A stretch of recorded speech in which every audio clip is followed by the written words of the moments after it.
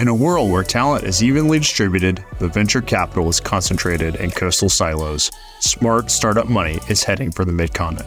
Welcome to the Midcon Markup, a podcast that uncovers the inspiring stories of our visionary tech entrepreneurs and the investors who believe in them.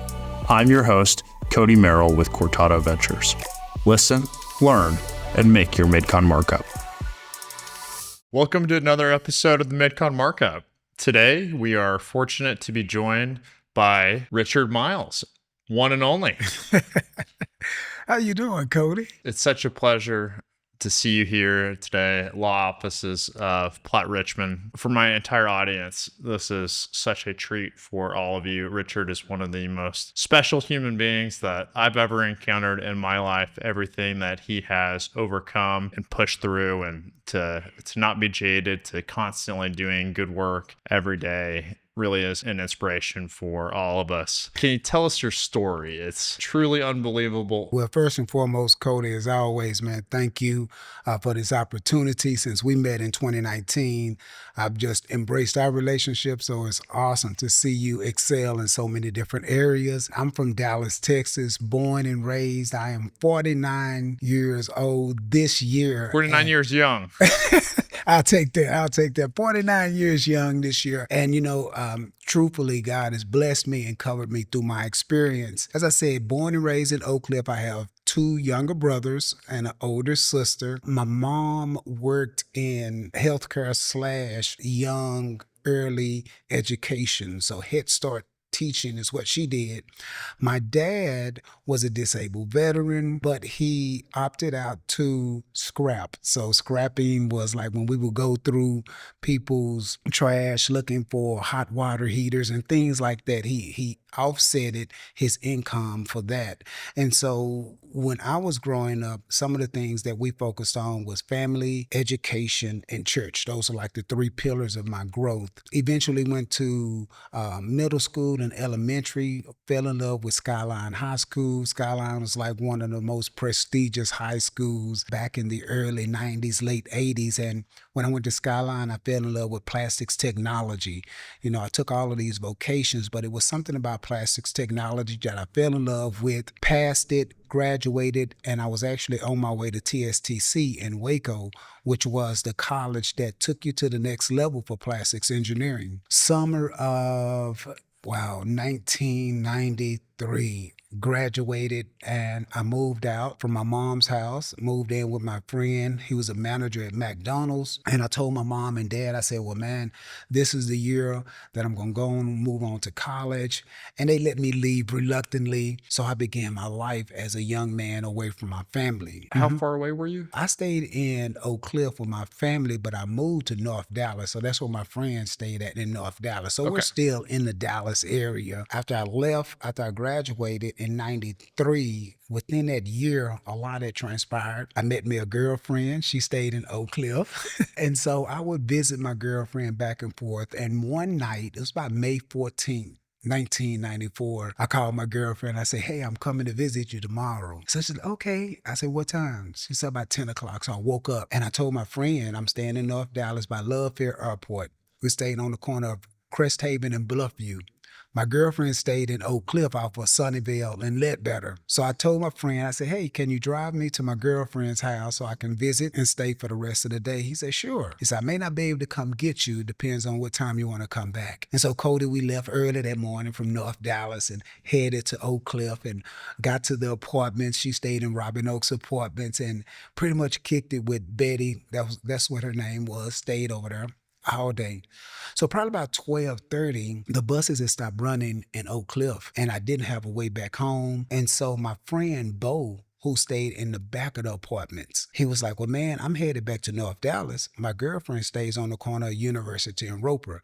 Now, I know a lot of your listeners may not know about this area, but we're literally talking about maybe 2 to 3 blocks apart from where his girlfriend stayed, University and Roper, and where I stayed, Crest Haven and Bluffview. So I was like, well, man, I'll pay you $5 to drive me home. I said, cool. So before we left, he called his girlfriend, Carla, and told him he was going to be bringing me. We jumped in the car and left. When we got to North Dallas, we got to University and Roper first. Instead of him passing up his girlfriend's house, I said, well, man, I'll pay you the $5 and I'll walk the rest of the way home. Gave him the $5, got out of the car. I remember it like it was yesterday, walking up University to Lemon Avenue, where a Signature Airport is right across the street. Made a right in front of Sewell Cadillac shops that outline Lemon Avenue. Bluffview is the first street that you get to. And so I made a right down Bluffview, and there was a Red Coleman liquor store that sat on the corner of Lover's Lane and Bluffview. And so it was a payphone there. So I used the payphone to call my friend James. That's who I stayed with. James picked up. It was probably about 1:30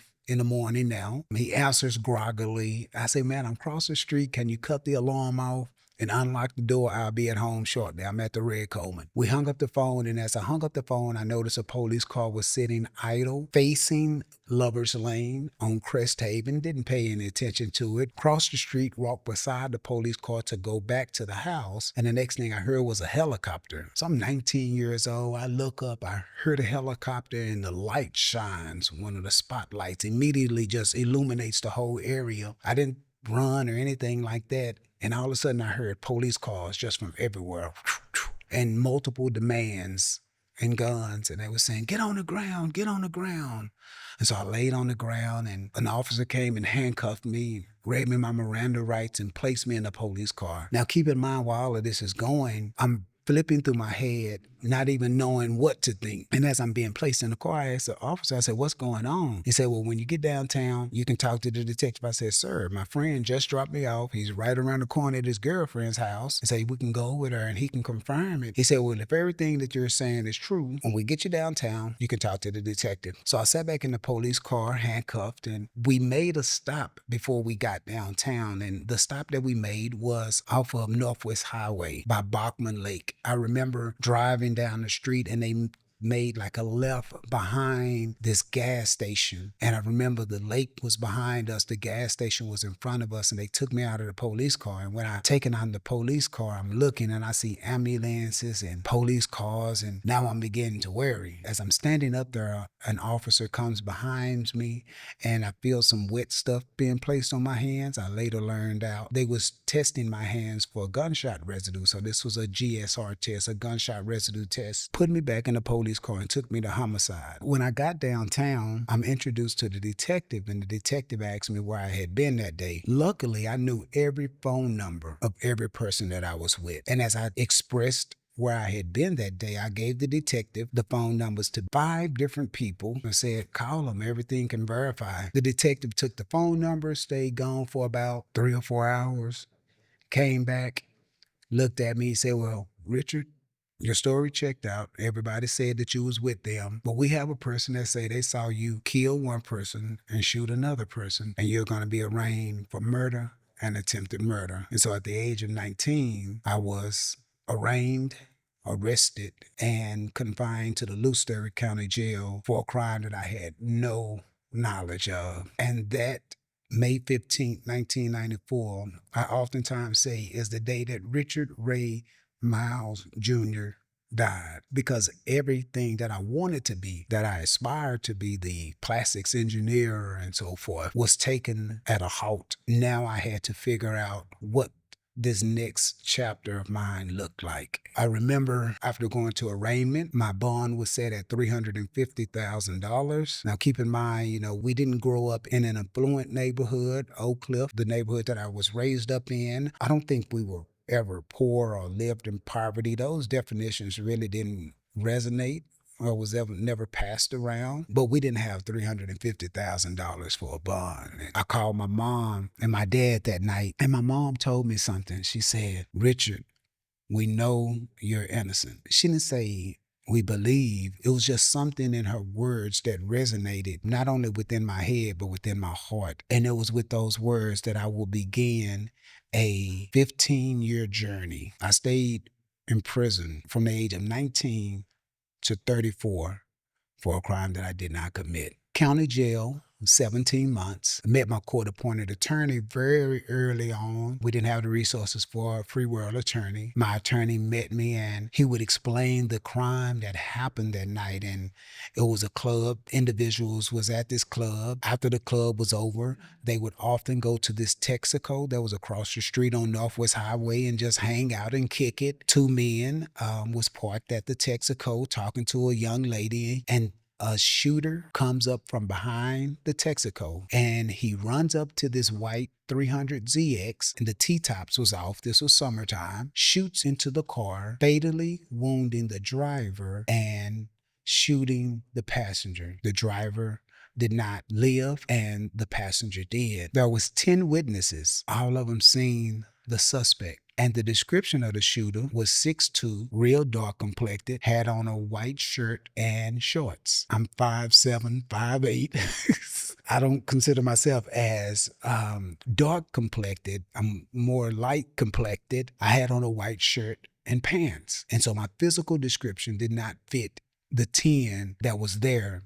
The young lady that was talking to the men that was wounded also gave the same description. So my attorney was very encouraged about this. My attorney would go on to say there was never a gun found on me. I was 19 years old. I had never shot a gun a day in my life. All of my alibis was testifying in my favor, but there was one person that said they saw me do this crime, commit this crime. And my attorney would always ask, do you know this individual? I'm like, no, I don't know him. He said, I don't understand how one person out of 10 is pointing your picture out of this lineup. The other evidence that came out was the gunshot residue test that was done that night. The gunshot residue test comes back about a month and a half later after I was incarcerated, and it comes back positive in the palm of my right hand, but negative anywhere else. Number one, I'm left-handed, but ironically, this gunshot test comes back positive in the right hand, which verifies all 10 witness statements because they said the shooter shot with his right hand. So this GSR test comes back, right hand, palm positive,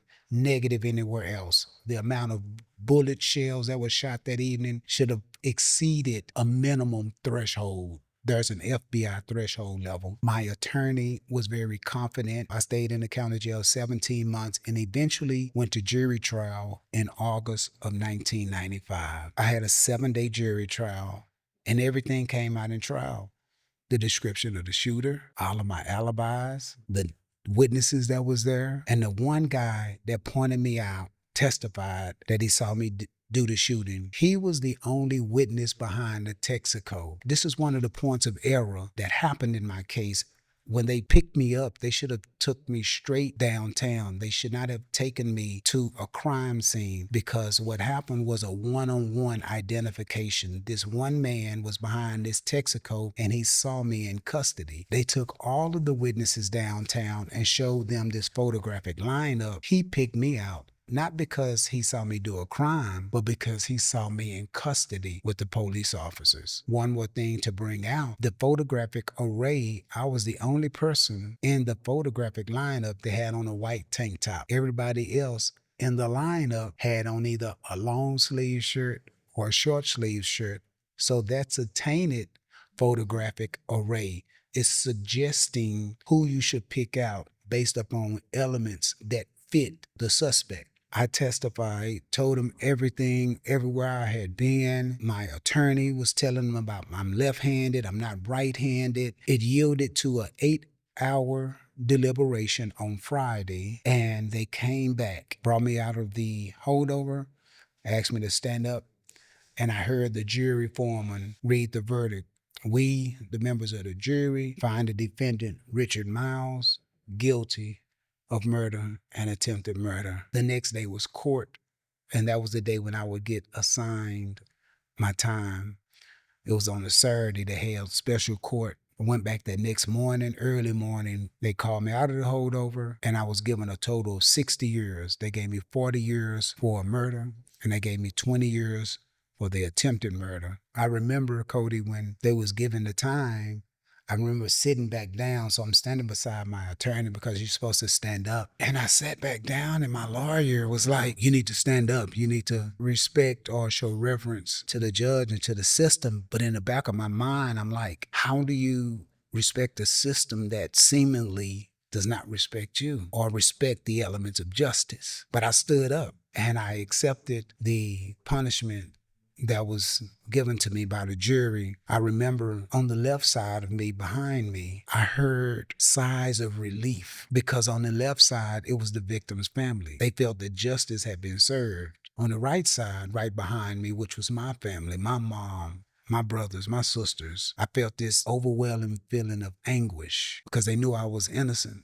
and the evidence had came out, but yet and still the jury rendered this guilty verdict and assigned me to 60 years in the Texas Department of Corrections. That began a whole nother journey for Richard and how I eventually ended up doing the work that I'm doing now. Richard, that is an incredible story of injustice. Help us get in the mind of an individual who's wrongfully accused. I mean, a life sentence, 60 years, you got to do 20 years flat. I mean, you're non-existent to society in so many words. So even though I was not on death row, being incarcerated for something that you didn't do, the first thing I'm going to say is the mindset is the very system that we were brought up and taught to acknowledge as a system of protection, as a system of order, as a system of justice. When it fails you, you have to really look beyond the actions of the people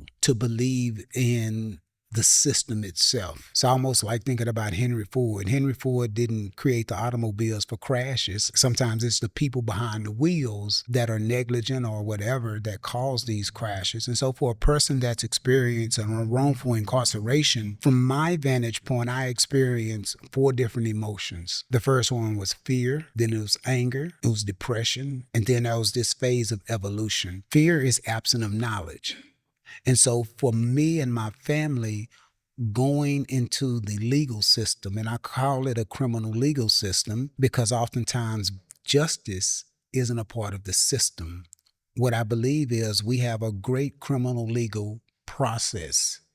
And if everything is followed, justice is the outcome. When we say criminal justice system, that means that we can close our eyes and justice comes out of the system. Everything needs to be held accountable for justice to be the fruit of it. This fear of not being knowledgeable of the legal intricate details of our system, the fear of going to prison because I'd never been into prison or never dealt with our legal system was overwhelming. And it was even overwhelming for my family. Oftentimes people think about the person going to prison and forget about the family that's incarcerated as well. The more I began to study, the more the fear would reside. The more I began to learn about the system itself, being the prison system, the guards, the people incarcerated, the fear subsided. After the fear subsides, there's anger. You have to understand that anger is an emotion just like happiness. And those are things that I really began to understand as I was incarcerated, because I can't change this physical thing, but I can change how I feel about what I'm going through. And so I was angry, man. I was angry at my mom and dad because I was telling them we need to get a free world attorney. And even though we didn't have the money, I was like, man, let's do a loan on the house. And we couldn't do that. We couldn't afford that. I was angry at my attorney because I felt like he didn't do everything. Angry at the prosecutor. I was angry at everybody. And what I learned was it was so many people that was involved in this case that I would kill myself trying to be angry at everybody. Anger wasn't a good emotion to lay my head on. It wasn't a good pillow. And when you can't change a situation that you've been angry about, you get depressed. I'm educated about this system because I'm living in it and I'm gaining knowledge about it. I'm educated about the law because I'm going to the writ room and studying for my writ of habeas corpus. And now I'm getting depressed because I'm locked up. I'm getting depressed because people are leaving my dad's church, who is a minister, because your son is incarcerated for murder. So the image that the wrongful incarceration caused on my family allowed me to go into this state of depression, so much so that even committing suicide seemed to be the best solution because I'm like, oh, your mom is sending you money. They're traveling. You know you're innocent. Your mom know you're innocent. You could save them some time by just taking yourself out of the equation totally. And when you're in prison around a lot of negative environments, even though there are positive aspects about the people, the overwhelming emotion sometimes will take you. But out of depression, you have an opportunity to evolve. And that evolution can be positive or it can be negative. And I think had it not been for my spiritual upbringing, really, my dad emphasizing on a power greater than you, and whatever that affirmation is, whatever that spiritual affirmation is, we all experience times when our physical hands or no one around us can change what we're going through.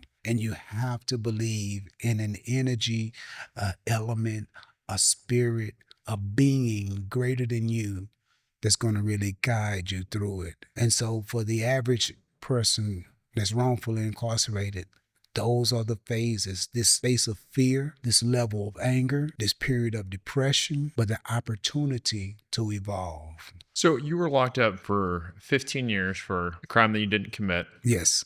And you went through those phases. Yes. If you were to plot those phases over a timeline, for how long was the predominant emotion fear? The first 5 years, and this is after you leave the county jail, right? Because the county jail is different than the prison. And so you do have to conform to the county jail way of life. When you go to prison, it's a whole different education. It's a whole different level of fear. And so while I had gotten out of the fear of the county jail within the first 10 months, because it's pretty much systematic, when I got to prison, it takes you about 5 years. What's scary? Like, I were to find myself in that situation. Yeah. Would I be more scared in county jail or in prison? I would say both, because being separated from what you know and what you've grown accustomed to do, we move in our identity. And when your identity is taken away from you, there is a level of fear because you have to redefine yourself in this environment. And so I think that there is an elevated level of fear in both spaces. For the county jail, I think it's more of anxiety because you haven't went to trial yet. You're still trying to see what's going to happen. So it's fear and anxiety. After trial, now the anxiety is gone and you've been given this amount of time, or they've given you probation, and now you're going away from Dallas. And so you're not only physically separated from your family, now you're potentially geographically in a whole nother part of Texas that you've never been before, and your family can't come visit you. And so that's a deep space of separation. When you get to prison, it's a whole different code of living. I did all of my time on Cofield Unit. Cofield Unit is one of the largest prisons in Texas. It houses over 5,000 men. Ironically, this is one of the prisons that does not have central heating and AC. So times like this, when it's 105 and 106 outside, imagine you're on 4-row on a cell block with no AC and just glass windows and the sun just beaming in on you. How do you deal with that physical challenge? But the fear goes away within 5 years because you learn the officers, you learn the culture. There's a culture in prison. You learn the inmates or the individuals incarcerated culture. After that 5 years, or within that 5 years, you're waiting on your writs. And so for me, after your direct appeal is denied, you go to jury trial, you get a direct appeal. You're still holding on. You're still holding on. Your direct appeal gets denied 2.5 years after you're down there. Now you file your writ of habeas corpus, which is your direct appeal to the Court of Criminal Appeals. That's going to take about 2.5 years. That gets denied. Now you're angry. You're innocent. You was found guilty. Your direct appeal has got denied. You're studying to be a writ writer. You didn't know nothing about writs in the beginning. And now you're situated with this problem. There's some relationship between fear and hope. The period of fear is partially transitional fear. This is a new experience and you're trying to grow accustomed to that. But the other part of it is you're still holding out hope. Yes. And you're maybe fearful of that hope, right? Yes. Is it Yes. false hope? I won't say it's false hope. I will say it's far hope. Okay. Because for a person that's innocent in prison, I think that the hope lies in what is true. You're innocent and that's your truth. People ask, how did you hold on for so long? Well, there's a scripture that says there's a peace that surpasses all understanding.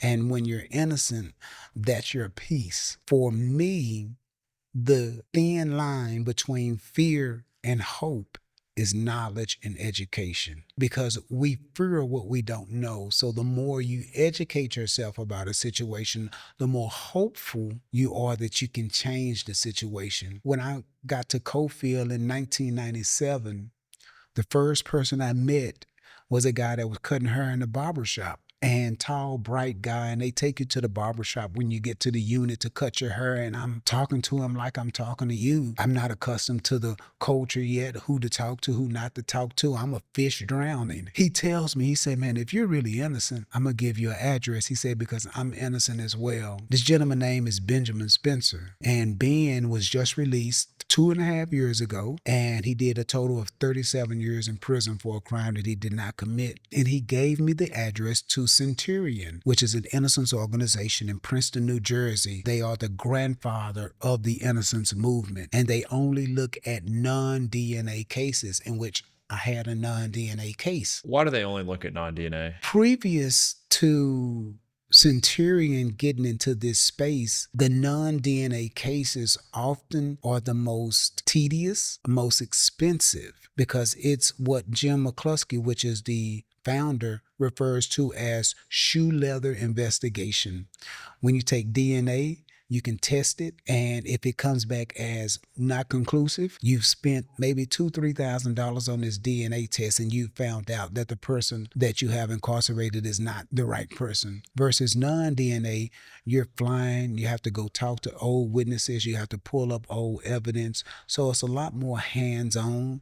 And back then, the Innocent Project of New York, which is Barry Scheck, they came into the space of DNA after the O.J. Simpson trial. So that's when DNA really kind of popped out. People really leaned towards DNA because it was easier. I wrote Centurion back in 1997, and they wrote me back, and they said, due to the overwhelming responses of actual innocence claims, it takes us a minimum of 10 years before we're able to really take somebody's case. What did that feel like? Hopeful. Hopeful. Because I had 60 years, somebody wrote back. Somebody wrote back. Somebody got my letter. Somebody weighed in Jersey. Texas, Dallas let me down, but somebody weighed in Jersey. I meet a guy who's innocent. So it's like now you're looking for signs. It's like when you're drowning or something like that, you look for anything to grab onto. I oftentimes say a drowning man will grab onto a double-edged sword to save his life. And for me, I was grabbing onto whatever extended its hand to me. And when they wrote me back that letter, yes, it hit me, because I'm like, wow, 10 years, I'm 22 years old. And it was like in my head, it said, Richard, they gave you 60. You got hope.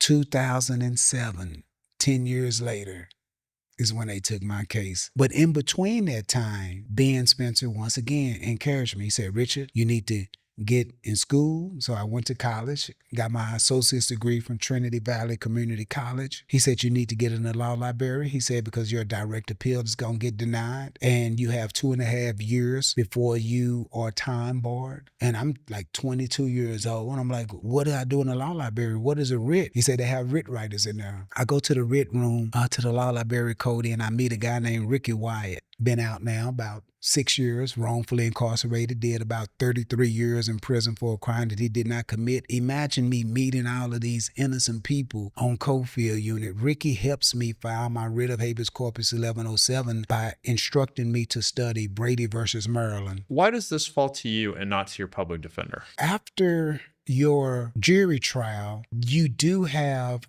a court-appointed attorney, or you can retain an attorney for your direct appeal. But after your direct appeal is over with, it's on you. The person incarcerated now has to become an attorney. And so beyond that direct appeal, everything is on that person incarcerated. That's where the real rubber meets the wheel. That's where, if you don't have family out here, if you don't have connections out here, it is a uphill journey to get any type of relief legislatively or legally in your case. And so for me, I'm studying Brady versus Maryland, Strickland versus Washington, Herrera versus Collins, the Scopes case, all of these different cases, but nothing really fit my case. Filed my writ, and we couldn't afford my transcripts. My court-appointed attorney should have given me all my transcripts once the trial was over, so I could use that to litigate. I didn't get it. And so I filed my writ without any transcripts, and it was denied. And to your point that we were speaking about earlier, now the anger sits in because I feel like I'm doing everything that I can do and nothing seems to stick. I'm hopeful, but I'm dealing with this anger. I'm hopeful, but I'm depressed. And so it's always something to pull me back or pull me forward. What do you say to the people who think that wrongful incarceration is a mistake of the past? That's a great question. And I think I would first start by asking that person, whenever you have received a jury summons and you go to voir dire, which is the jury selection phase, how many people receiving that jury summons in their head has said, this person is innocent? None of them. Yet and still, the law states that we are innocent until proven guilty. We as citizens undermine that thing because we've already convicted the person in our head that's sitting beside the attorney during jury selection, and we have not heard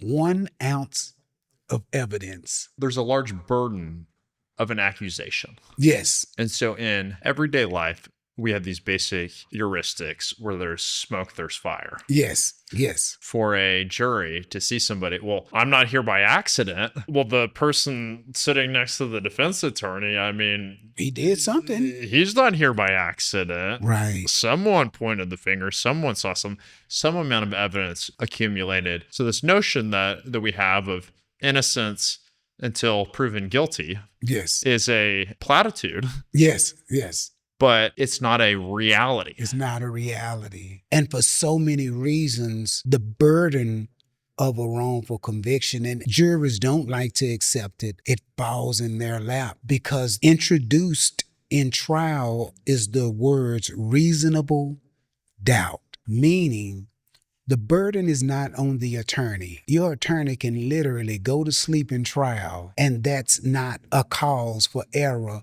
because your attorney is not proving you're innocent by the law. You're innocent until proven guilty. Jurors need to push prosecutors so that when they go to the back, there is no doubt in their mind that they are convicting the right person. It's just pushing each system of this criminal legal process to bring out the evidence so that when I lay my head down at night, I've made the right decision. So to the people that feel like wrongful incarcerations are a thing of the past, my question would be, do you really believe and push the reality that everybody is innocent and you must prove to me that they're guilty? And if they say, well, if you're locked up, you must, herein lies the problem. Everything else is in the details. In my case, it was multiple pieces of evidence that was in the police files that was never turned over in jury trial. Hammering or piggybacking off the jurors,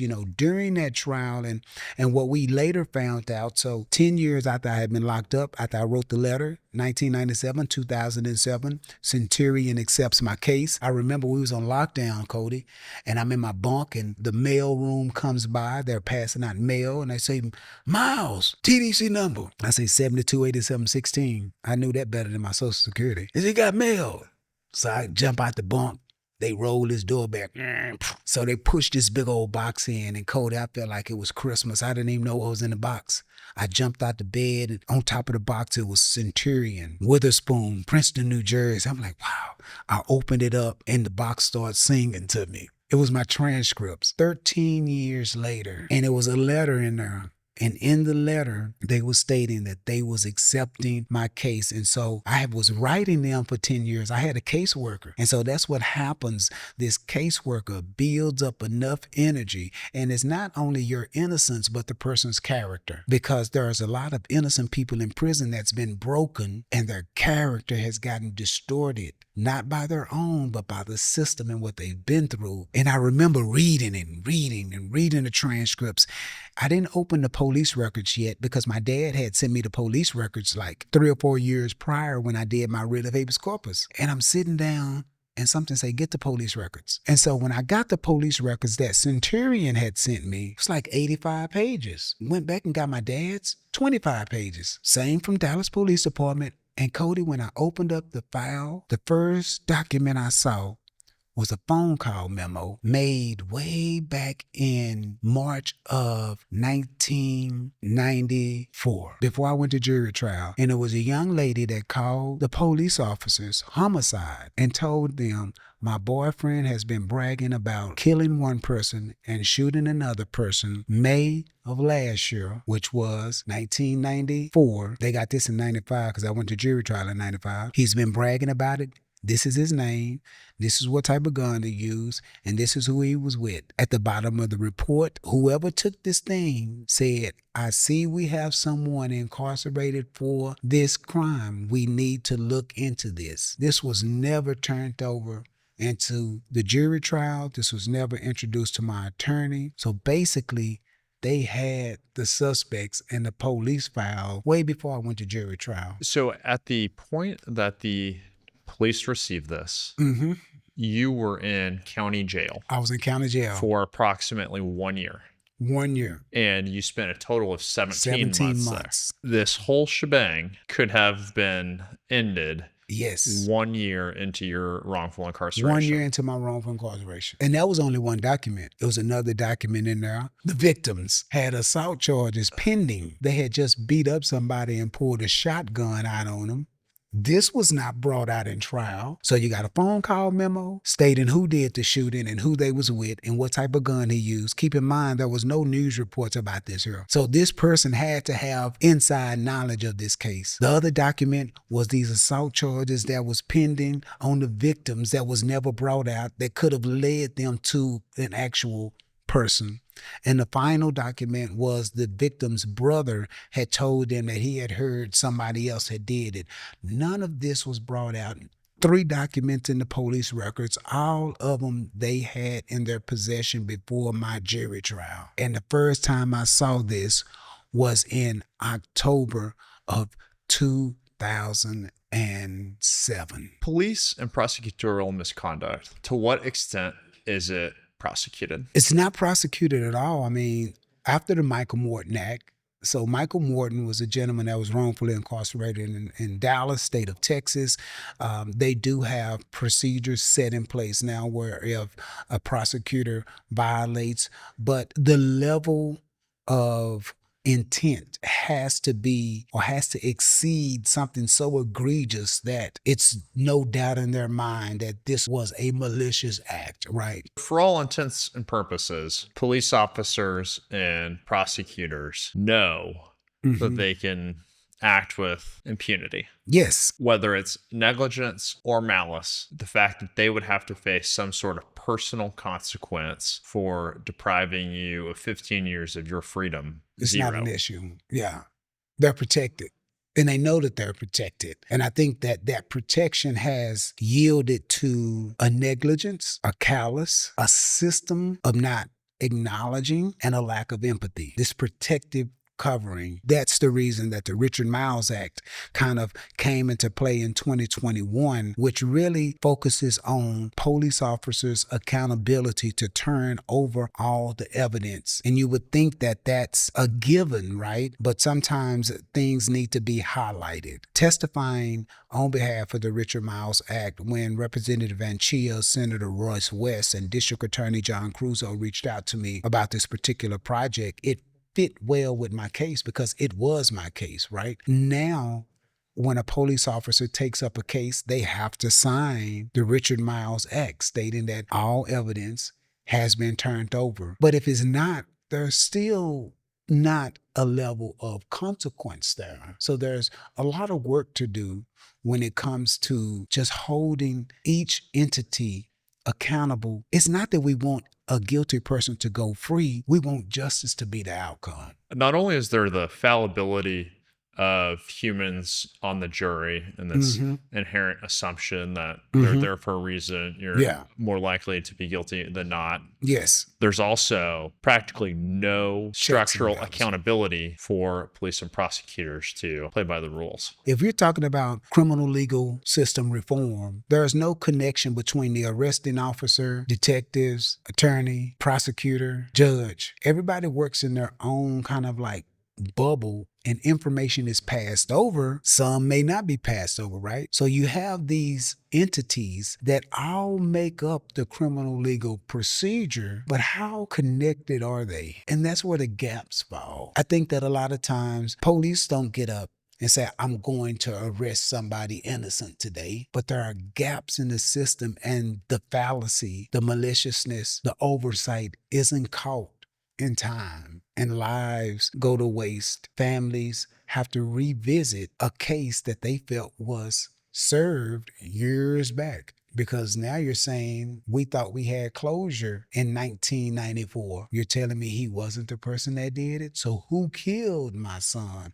Who killed my daughter? It is so much on the line, and it's not right that there's not more of a cohesive connection within our criminal legal system. Circle us back to your case. You receive this box with the transcripts, with the police file. You see these 3 reports. In my head, I had mixed emotions right then, because on one end, Cody, it was like I had a key in the palm of my hand. My freedom was finally in the palm of my hand. But in the other one, it was like, wow, why did it take so long? It was always there. But irregardless of that, it was there. The evidence was preserved. And so I wrote Centurion the letter that night. And I was telling them, hey, I filed my writ, but these documents were not there. And Jim McCluskey wrote me back and he said, we are accepting your case. He said, but please bear in mind, we, Centurion, act as if we are the tortoise and not the hare, meaning this is going to be a slow process. I accepted that. January of 2008, I got a visit. It would be Jim McCluskey, the head of Centurion, Paul Henderson, which would be my investigator. They flew in from Princeton, New Jersey, and Cheryl Wadley from Oklahoma. She was a law professor in Oklahoma. She's now in Texas. She's now in Dallas. She would be my attorney. They visited me on Cofield Unit. You had a relationship with these people via correspondence for a decade. A decade. And yes. Now you're coming face to face with the people who are fighting your fight. Face to face. For that 10 years, I'm writing a caseworker, and that's all I'm hearing. Her name was Miss Lorraine Loeb. And when I finally meet my dream team, I'm like, wow, this is real. 14 years now, and I'm getting a visit from an attorney and the people from Jersey. And I remember telling them, they said, normally, Richard, after we come visit you, it takes about another 10 years before we're able to walk you out. It depends on everything that comes up. And it was just something inside of me, Cody. I said, man, it's not going to be that long. And Jim was like, no, we have been doing this a long time. We understand. So they left me and they went to visit my mom and dad. My mom and dad had been with me, man, the whole time. My dad made sure my mom come visit me. They would make sure I had money on my books, would make sure my brothers and sisters would come visit me, and then my nieces that were being born while I was locked up.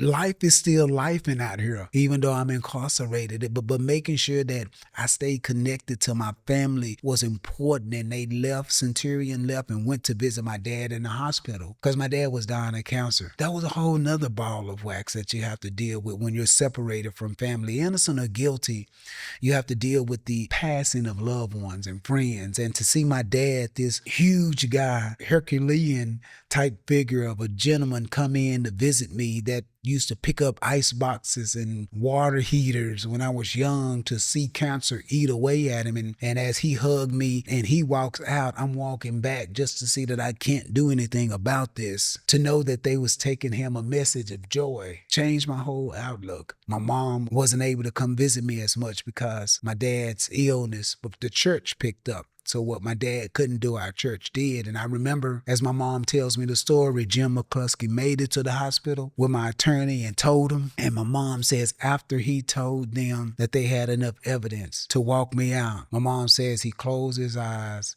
and he passed on. His fight was done. My dad's whole thing was to bring me back home. And if you read Ex parte Richard Miles, which is the case, my law case. It's in the Southwest 3rd edition. It speaks about my dad's work because had we not purchased those police records, then we would not have proven due diligence. We purchased the records and that information that Centurion got wasn't in those records. So my dad spending that $25 was one of the reasons that the Court of Criminal Appeals was able to move forward with my case. At what point did your dad purchase that? 2004. This was very early on after my direct appeal got denied. So now I'm prepping for the writ of habeas corpus 1107.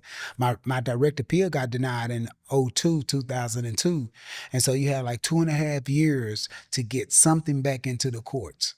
And this is when I called and said, hey, can we get the transcripts? That's too much. And say, well, we can get the police records. That's $25. I was like, well, let's get it. Something. Let's just get something. Yeah. But fast forward, everything wasn't in the something that we got. And so the story was, as I said, he passed 6 months before I walked out of prison. And God does things in his infinite time and in his infinite ways. And I believe it was time for me to come out so that now I could be there for my mom, my brothers, my sisters, because my dad had now finished his journey in life. Walk us through the case. The Centurion team visits with you. They visit with your family. Your father passes. Yes. Your official expectation is an additional 10 years, but you're hopeful that something is going to break sooner. Yes. What happens from here? Apparently, my dad and I was on the same wavelength because my mom tells me when Jim went to visit him, my dad says, 10 years? Oh, no, it's going to be out way before then. The same thing Jim told me. I know I've been doing this over 20, 30 years. My case ended up being the shortest case that Centurion has ever done. It took them 15 months to walk me out of prison after they accepted my case. I walked out of prison October 12th, 2009. They accepted my case really January of 2008 after I got my records in October of 2007. What made my case so progressive and aggressive as it relates to being overturned was the Brady violations, all of this evidence that was in the police files that was showing them somebody else other than the person that they had arrested committed this crime. That was the first piece of evidence. So I walked out of prison on that. I stayed out 2.5 years before I was fully exonerated. The Centurion people over 15 months were very focused on these documents in the police record that are pointing the finger at a different suspect. Yes. And then they somehow are able to take that to the judge and get a temporary release where they haven't determined your innocence. Correct. But they have said, a grave mistake has been made. This person can no longer sit behind bars. Yes, because on the premises of Brady versus Maryland, which is the case citing that says failure to disclose exculpatory evidence favorable to the defendant. That phone call that told them who did the shooting and what type of gun he had was clear Brady violation. And so that unlocked the door for further investigation to be done in my case. So who's doing that investigation, and at what point is it given to an officer of the law who has the authority to say, Richard, you're going home tonight? Paul Henderson was the actual investigator. Okay. And Paul Henderson is the investigator for Centurion. Okay. He's paid for by Centurion. So Centurion paid Paul Henderson and they paid Cheryl Watley. Okay. So on my side, the investigator was Paul and Cheryl was the attorney, right? So what Paul and Jim McCluskey extracted on the streets as far as the evidence going to talk to witnesses, evidence that was not disclosed, was given to attorney Cheryl Watley that would package it in a brief writ that will go to the Court of Criminal Appeals. So we haven't even engaged with the police officers yet. They're not on the radar. So this isn't the original judge. This is the Court of Appeals. Yes. And the Court of Appeals had already denied you previously. Yes, my writ back in 2004. 2004. Uh-huh. And then now they have this fresh brief that highlights the exculpatory evidence that wasn't provided to you, and that's supplemented with witness statements from your investigator and attorney. Yes. Okay. What is the timeline in which the Court of Appeals, of Criminal Appeals, acts? 2.5 years. So it was Richard. It was enough evidence. You're killing me. I know they killed me. You see how I feel.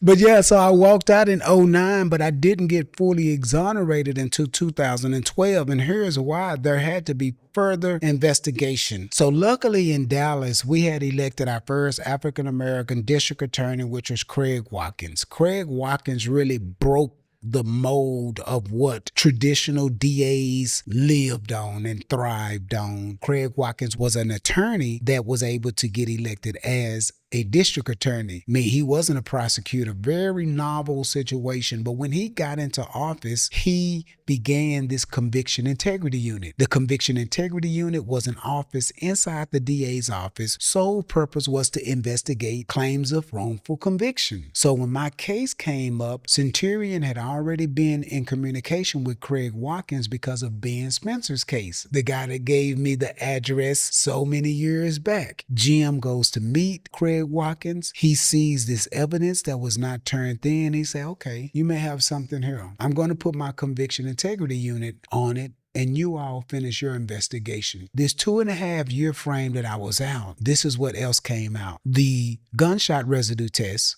was false. They went and talked to Centurion, got the gunshot residue test that was taken on my hands that night, and they got it tested. And their test came back negative. They took these results back to SWIFT, Southwest Institute for Forensic of Science, which is the ones that did my case years back, to the lady. And the lady signed an affidavit in 2010 stating that I don't know why I testified in this manner of saying Miles' hands was positive in 1994. They are not positive, and if I was given another opportunity, I would not testify in the same manner. The gunshot residue test gone. The one witness that was behind the Texaco, the conviction integrity unit, went to talk to him and said, now you testified that this gentleman is the one that did the shooting. It says he has an innocence organization, and they're saying that this may not be an accurate identification. And this gentleman says, well, you need to go talk to the prosecutor. I said, what do you mean? He said, because I told the prosecutor way before I went to jury trial, way before I went in there to testify, that I couldn't say for sure if this was the person because he didn't really look like the shooter. Remember, I'm not dark. I'm not all of that. He said the prosecutor took my picture out of his pocket. He had my picture the day of trial. He said, this is Richard right here. This is the one that you picked out May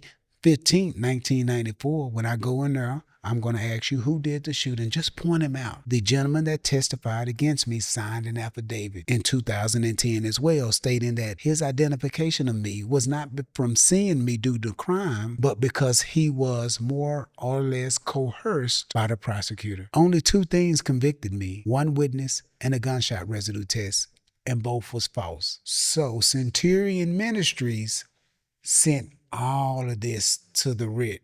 They put all of this in the writ to the CCA. You got your Centurion team working on it. Mm-hmm. They're sharing information with Craig Watkins' and conviction integrity unit. What does that have to do with influencing the Court of Criminal Appeals?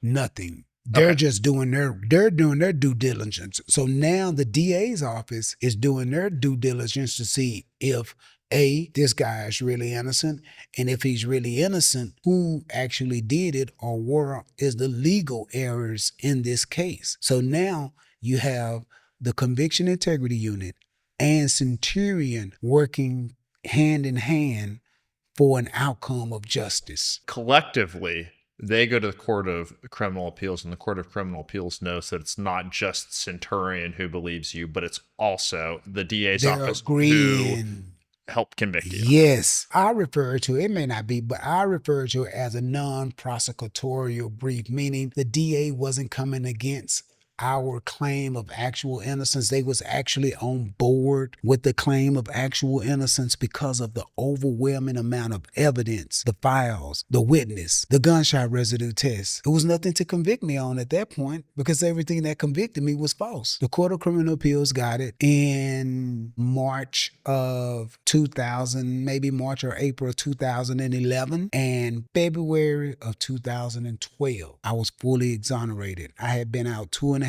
years, moved in with my mom, got back in school. I had got me a job at the Hilton Garden Inn Hotel and really trying to reinvent myself after 15 years of being in prison, going in at 19 and walking out at 34. The work that Centurion had put together, working with the Conviction Integrity Unit, yielded to my release. I'm out 2.5 years. The crazy thing is, Cody, I got 2 releases. So in October of 2009, I was freed from prison, a physical place. February 2012, I was given my freedom. 2 totally different things. The average person coming out of prison that's guilty, they're just freed. They're released. Obtaining their freedom to really feel who they can fully be doesn't come until particular resources in a community comes around them to give them that extra push to be free of your past, to be free to make decisions for yourself tomorrow. And for that 2.5 years, I didn't feel free, but I did feel that release from a place of incarceration. February 2012, I'm freed and fully exonerated on actual innocence. And now I'm financially compensated because in the state of Texas, we, being the wrongfully incarcerated, had lobbied to go to Austin so we could get compensated, and we got that passed. And so when I was exonerated, I'm financially compensated. I'm given a check, and it's full transparency in the records, of $1.2 million for 15 years of my life. Not nearly enough. Not nearly enough. And when I got the check, Cody, it was like it came from a place of hurt. It came from a place of struggle. And so to me, it didn't amount to what it could have amounted to. And I remember praying, I was like, man, how can $1 million help 1 million people? During my time of incarceration and coming home, I had met a guy named Aubrey Jones, and we would talk about helping people coming out of prison. It's like, man, if when I get out, I'm going to start an organization. We're going to start an organization. We're going to help people coming home from prison, innocent or guilty. And that's what we did. We started Miles of Freedom. Miles, while it's my last name, it's also acronyms for motivating, inspiring, law-abiding, enthusiastic, and successful. We started this mission with a seed of $150,000 in 2012. We had 3 volunteers. Today we have a staff of 12. And our mission is to provide holistic services for individuals, families, and communities impacted by incarceration. And we do that work through 3 areas. We have case managers that work with people coming home from prison, as we talked about earlier, whether it's employment, whether it's social disconnection, whether it's medical, whatever barriers you're dealing with, whether you're walking out now or been out 6 years and still find challenges because of your past. Miles of Freedom is an organization that's here to assist. You could be a family that's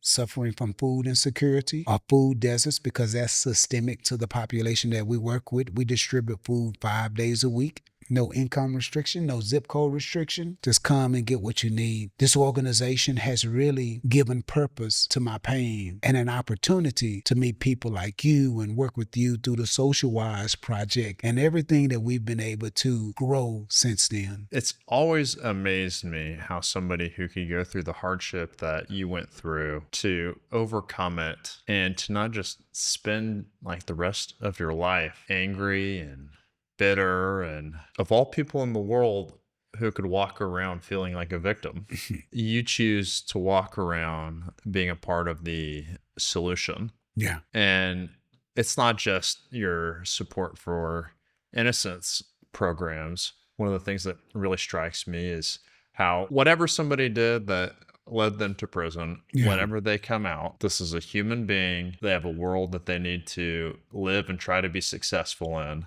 Yeah. And if we can nurture them and we can give them self-esteem, we can shepherd them to the right opportunities and learning how to handle interpersonal conflict, that it will create the world that you want to live in. Where does that come from? I mean, was there ever a point in time where you thought, you know what, I've been through enough. Like, I'm just going to take my 1.2 million and set off in the sunset? Like, what really motivates you to stay on the grind for justice and community improvement? I wasn't educated about this experience from a book. I was pressed into empathy by my personal experience. I have brothers in there. You know, when you do 15 years in prison, you grow up with people. You establish a bond, and this person may have robbed somebody, or this person may have used drugs and now they're incarcerated, or this person may have did this here. You know, you have all types of people that commit crimes or end up in situations because of multiple different reasons. But when my dad died, these same men held me up. The same men that we broke bread with when I didn't have anything or they didn't have anything. The same man that needed help reading his letter or writing the letter, I saw every day. I couldn't just leave that person behind because they had became just as much a part of my life and even so more than my family, because I was being with them more than I was with my family. And so I think it's the close place of proximity and empathy that makes a person want to change the world or a space for a better place. You're an entrepreneur just like any private sector entrepreneur. It's just different because you're not seeking profit. You're seeking impact and meaning and fulfillment. What do you know now as an entrepreneur? So what is this? Your 15th, 12 years. 12th year running Miles of Freedom. You've had to learn all of this from the School of Hard Knocks. It's not like you came out and everybody was like, oh, Richard, you're famous. We're just going to give things to you. Fundraising is really hard. Right. You've learned how to do it. You've had to cultivate donors. You've had to manage employees. You've had to be a program manager. You have a lawn care service that helps people with transitional employment. You distribute produce for the community in need. You worked with us with Social Life to facilitate wide-scale transitional work. What do you know now as an entrepreneur that you wish you would have known early on? I think the biggest thing is, we were talking before we started, the best commodity, the best level of collateral is relationships. When I first started, I felt that finances, money was the most important thing that I needed to grow this organization. And it's not. And I think even in the space of entrepreneurs and business, your success will come from your relationships. And how disciplined are you to want to have deep relationships and not just transactional experiences? I think that when we're looking at entrepreneurs and business people that are successful, they've moved from the mindset of just this transactional experience to building relationships. And I've grown to know that I may meet you today with the anticipation that there was going to be a transaction. And if that doesn't happen, the fact that I met you still gives me collateral for tomorrow. So what am I doing today to establish a relationship that can be a transactional experience tomorrow? That's what I've learned. Be intentional about every relationship and every person that I interact with in this space. And the other thing is trust people that have the knowledge and experience that you don't have. Growing this organization, as you said earlier, it was a lot that I didn't know, but I trusted people that were more educated, that had more knowledge, and that felt and had the compassion. You can have the knowledge but not have the compassion. You can have the knowledge and not have the passion. You meet somebody that has the passion and that knowledge, you pull them around you and you let them show you the way. You still have your core vision. I still have my core vision, my core belief, my core passion. But if I can get there following someone that's been there before, Miss Trisha Bridges, one of my Love board Trisha. chairs. Over 40 years of nonprofit experience was key with relationships. And so that's what I can say now that I wish I would have walked in 12 years ago, was knowing, don't look at the grant. Look at the relationship of the person that's writing the grant. Look at the relationship of the foundation that's giving the donation. Don't just get the donation. Can you build a relationship with the CEO of United Way, Community Foundations of Texas, Hoblitzel Foundation, all of these foundations, CBRE, Texas Instrument? Can you build a relationship with the CEOs of those institutes? Not just for transaction, but just for relationship building. Something that I feel like you're extraordinarily good at, that I would like to be better at, and I'm sure everybody listening to this podcast would like to be better at, is you do such a great job selling a vision, but also inviting people onto the journey with you. Yeah. And so that they take ownership in your success. You've done that exceedingly well in this domain, but that's really a skill that translates across anything that you want to do in life or any sort of professional endeavor. What advice can you give about selling the vision, but also keeping people along the ride with you so that there's ownership in the journey? It's a great question because it involves two things. I think the first thing is believing in the vision yourself. You know, a lot of people begin journeys that they don't necessarily have an innate belief that it's going to be successful. They do it just because of something. The inventor must believe in what they are inventing, because that's where the passion will come from. So that's the first thing. The seller must believe in the sale. The next thing is understanding your audience and understanding that with ethos, pathos, and logos, each of us are moved by different things. One audience may be moved strictly by logic. Who am I talking to? Is this audience moved by emotions? Is this audience moved by data? And if so, let me cater this experience, this conversation, so it sits with them. So when they walk away feeling like that they are a part of it. Not ever walking into a prison a day in their life, but I've touched them at a data point. I've touched them at a logical point, at an emotional point, that when they walk away, they just feel like they have to do something. And that's transferable, as you said earlier, whether it's about miles of freedom or whether it's about an issue that I'm personally going with or a business that I want to grow. Ethos, pathos, and logos, knowing your audience and believing in the investment yourself. Most people, when you're talking about investing, they don't feel that the end goal is worth the investment. Now, the end goal has to be just as much of an importance, and the end goal must be more valuable than your present investment now. If I'm asking for $5 million right now, what am I showing you the end goal is? And is that worth more than the $5 million? How do you do that? Ethos, pathos, logos. What do you want? Let's bring it together. Wow, Richard, you're an incredibly inspiring person, storyteller. Just really do not have enough words to explain the appreciation I have for you as a friend, as a mentor, as a human being. So I guess to conclude things, I would like to give you the floor. Just share a little bit more about Miles of Freedom. How can people learn more? How can they get involved?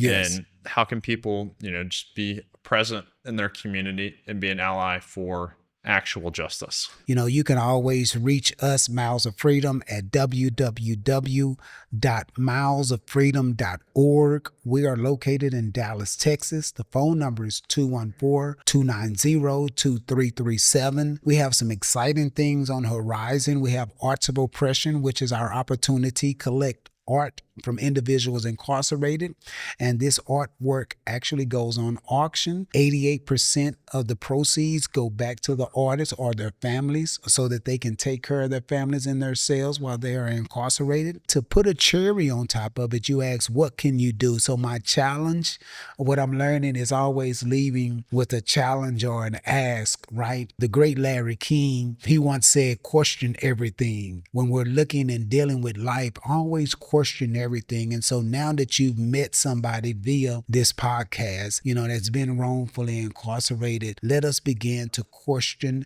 our system to make sure justice is always the outcome and that we're not blindly thinking justice is the outcome. If you know somebody that's incarcerated and you haven't written them a letter, sit down and write them a letter, innocent or guilty.